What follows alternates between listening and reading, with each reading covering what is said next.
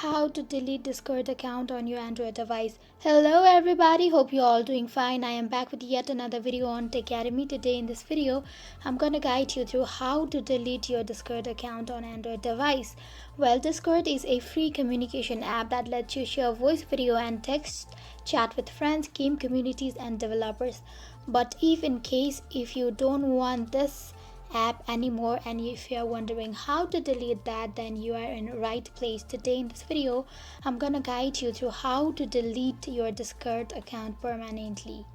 So in order to learn how, keep watching the video till the end and do not forget to subscribe to our channel by hitting the subscribe button. Also press on the notification bell icon so that you'll never miss another update from us. Now, in order to delete your Discord account, first of all you have to tap on Discord application first. So go ahead and tap on Discord application. As you will be appeared with this screen on your mobile phone, then tap on your logo of your profile in the bottom right corner. After you're done tapping on your profile, you will get your profile opened and then tap on account, which is on the third option, which is above profiles. So go ahead and tap on account.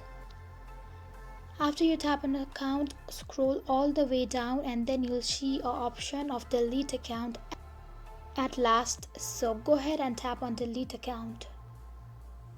And then it will ask you to enter your password. So go ahead and enter your password which you used to create your account with.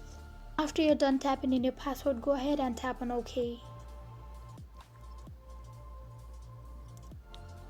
So that's it guys, this is how you delete your Discord account. Now you can again register or log in. We cannot log in because we have already deleted that account, and now you can again register and make a new account if you ever wished to.